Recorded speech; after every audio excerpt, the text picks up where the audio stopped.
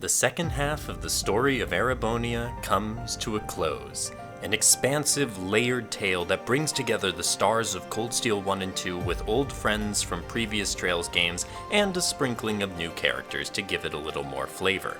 Trails of Cold Steel 3 and 4 set out to fulfill the promise of setting this arc in the largest military, economic, and political power on the entire continent. I believe these games deliver that experience with the usual superb twisting story, an incredible cast, even better gameplay, and improved graphics and quality of life features. Cold Steel 3 and 4 are can't-miss games if you have enjoyed the Trails series so far. Trails of Cold Steel 3 and 4 are entries into the Legend of Heroes sub-series of Trails, a series of JRPGs all happening on the continent of Zemuria within years of each other. Trails of Cold Steel is the third arc of the Trails series, taking place in the Erebonian Empire. These games are developed by Nihon Falcom, a developer well known for their RPGs. Originally, Cold Steel 3 was supposed to wrap up the arc, but Falcom expanded it to 2 games when they realized they wouldn't be able to fit everything into one game. Considering both games took me over 90 hours to finish, that was probably a wise decision. Trails of Cold Steel 3 was first released in 2017 in Japan for the PS4, with its Western release happening in 2019 for the PS4 and 2020 for PC and Switch. Cold Steel 4 came out in 2018 in Japan, 2020 in the West for PS4, with scheduled ports for PC and Switch coming in 2021. Due to their initial development for the PS4 rather than the PS Vita like Cold Steel 1 and 2, lots of new features were included along with significantly upgraded graphics. The reception to the games was quite positive for Cold Steel 3 and generally positive for Cold Steel 4, the latter proving more divisive due mainly to story issues.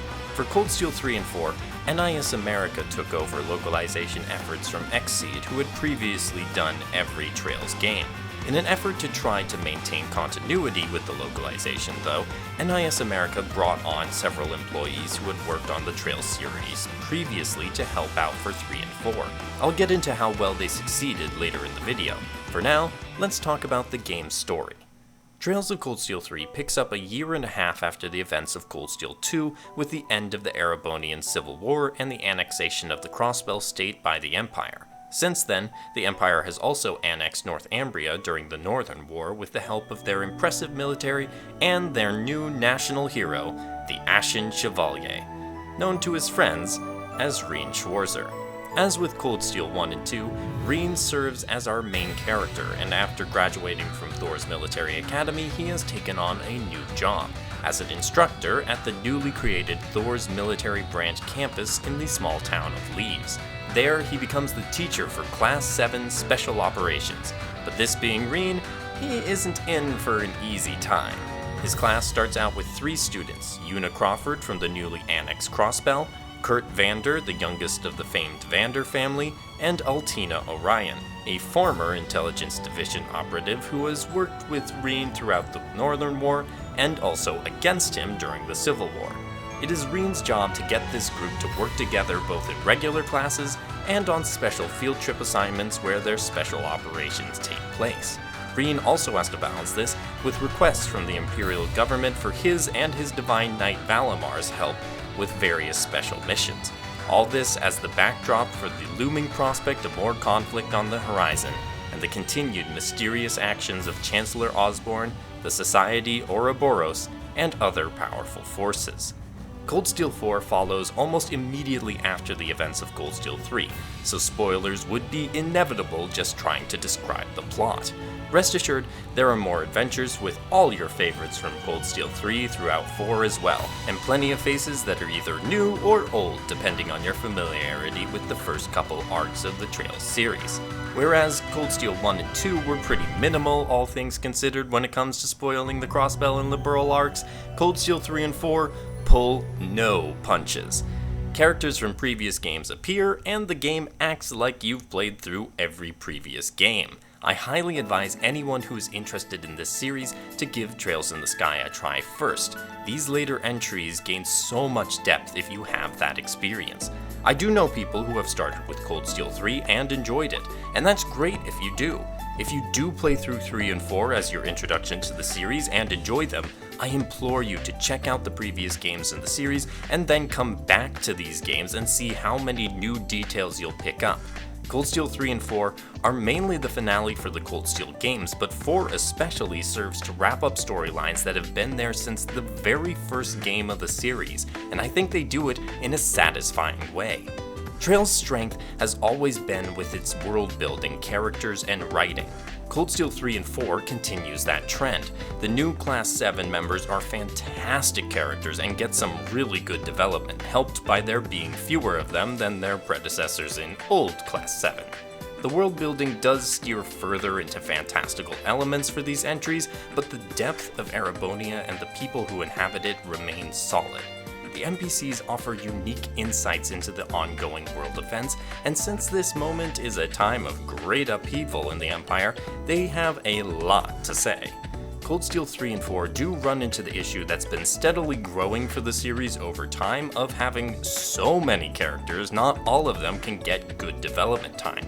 While I think Falcom did a good job to give the characters who needed development the time to shine, it is a bit disappointing that some returning favorites get very little chance to occupy the spotlight.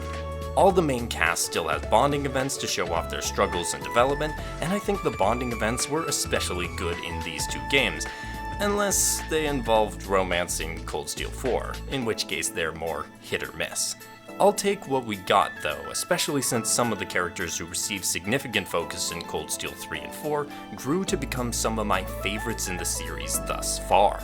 There is no video game series that does character growth and expansive construction of a detailed and varied people and country like Falcom.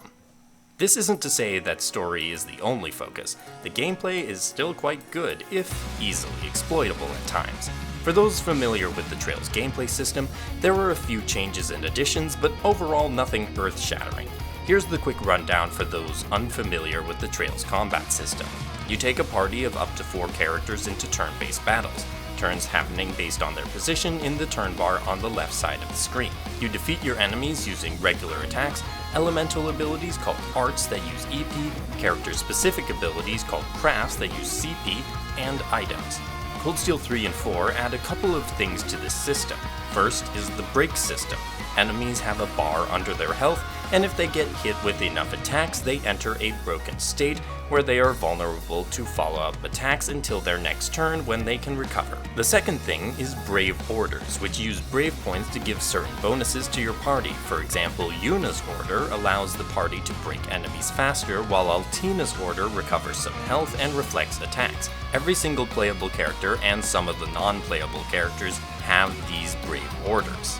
These 2 additions are seriously powerful, to the point of being broken, pun intended, at times, although they are balanced more in Cold Steel 4 than they are in 3. Along with all this, there is a minor change to the Arcus unit that provides arts for the characters with the addition of a Sub-Master Quartz. This Sub-Master Quartz allows the character to access some of the abilities of another character's Master Quartz, and it helps level those Master Quartzes up faster. Lastly, some combat moves from Cold Steel 1 and 2 have been removed, such as Overdrive. If you've played Cold Steel 1 and 2, you'll be aware that there is one other combat section, when Reen gets Valimar into action, called Divine Knight Battles. There are plenty of these in both games, although probably more overall in 4, and it has been expanded to incorporate characters other than Reen in battle. Justified in-game by having the new branch campus work on Panzer Soldat combat that will later get practical usage as they face off against certain opponents. Otherwise, the previous mechanics of targeting weak areas on enemies to get follow-up attacks and having a partner that can perform special abilities in battle remains.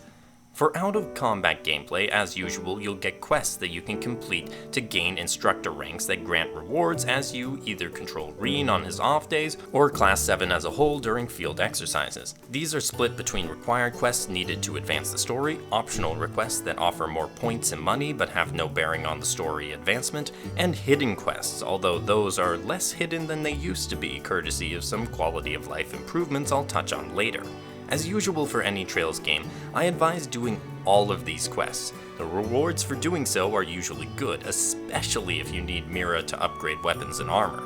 Plus, as with most things Trails, they give another look into how the people of Erebonia, or visitors to Erebonia, inhabit this world. There's a lot more detail put into the quests than it might seem, since most of the actions taken to complete the quests are basic, but the scenarios surrounding them are not. Finally, in the gameplay section, we get to what everyone is here for, the minigames. Unfortunately for any of you Blade fans out there, a new card game has swept over the Empire called Vantage Masters, which plays a lot like Magic the Gathering or Hearthstone. Fun fact, Vantage Masters was in fact a Falcom full game at one point with a couple games across several platforms. The game is updated for its inclusion in Cold Steel, but otherwise it's pretty much the same system. I found Vantage Masters the most fun out of all the minigames, challenging without being frustrating, and a nice diversion in the midst of all the usual Trails shenanigans. The second major minigame is only in Trails of Cold Steel 4, although it was introduced in Ao no Kiseki, and that is Pom Pom Party, where you take on an opponent and match different colored palms on the screen to make them disappear. As you do this, you get CP that can be used to attack your opponent or defend yourself, and whoever has their palms reach the top first loses. It's bright and colorful fun until you realize it's also rather difficult against some of the opponents you'll face. Just persevere and you'll find a way to win. Finally, fishing of course returns with another new iteration in style for Cold Steel 3 and 4. The system is smoother than Cold Steel 1 and 2's rapid fire pressing, but I also feel that it has made it easier.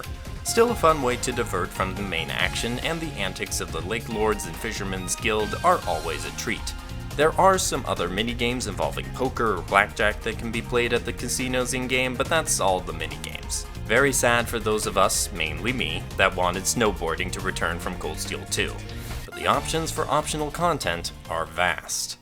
As I touched on earlier, Cold Steel 3 and 4 were developed for the PS4 as opposed to the PS Vita developed Cold Steel 1 and 2, and this really shows. The environments and characters look cleaner and more mature, appropriate given the time skip, and it has a vibrancy previous Trails games have lacked.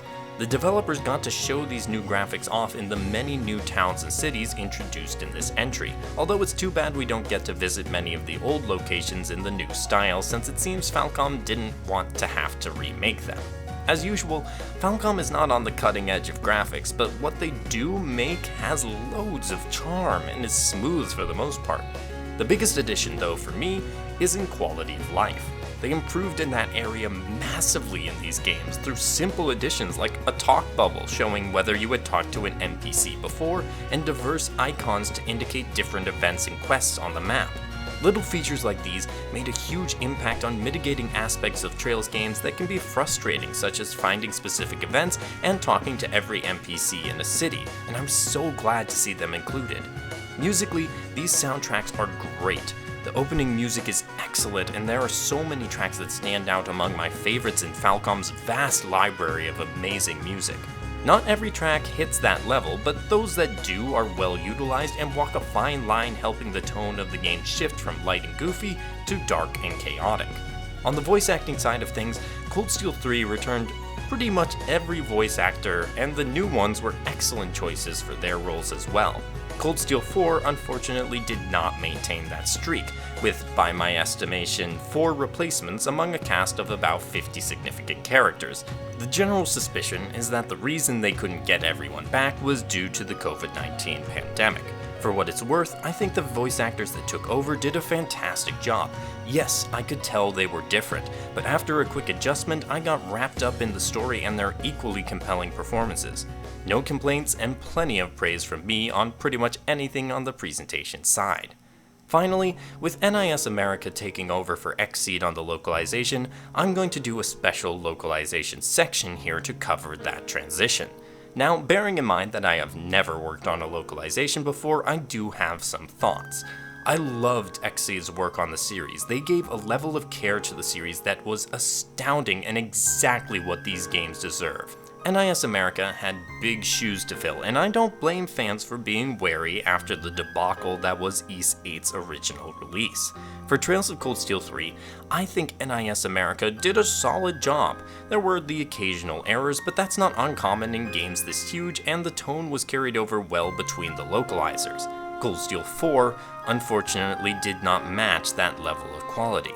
Perhaps it will one day, but as of when I played the game, there were quite a few errors in the game. The main one I saw was overflowing text boxes, but I also spotted typos several times, and occasionally lines that didn't match what the characters were saying in the dub. There are plenty of guesses as to why this happened, but whatever the reasons, it's not the state the game should be in. And I hope NIS America learns from this as they did from the whole Ys 8 situation. Also, this is Sieg, not Zeke. Zeke does not exist. I want to clarify, I'm not condemning NIS America's work. Xseed went through their own localization pains when they started the series, so hopefully over time, the localizations will improve at least beyond Cold Steel 3's in quality. I didn't think it possible, but while dealing with a huge cast and convoluted story, Cold Steel 3 and 4 served to increase my love for all the characters and bring a satisfying finale to the Erebonian saga. They even managed to sprinkle in some good details from Crossbell and Liberl as well, continuing to use the interconnected world in fun ways. The combat continues to excel, the presentation improved markedly, and thus I declare these games a must-play for any Trails fans. Just be prepared for some fandom arguments as to particular plot points, especially in Cold Steel 4. Thank you for watching. If you enjoyed this video, please give it a like to prevent the YouTube algorithm from executing the second phase of its Orpheus plan on my channel.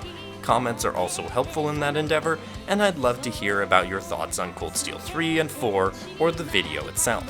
Subscribe to keep following the channel. I do have another Trails related video on the way soon, along with videos on other great games, and I hope to see you next time. Have a great day, and happy gaming.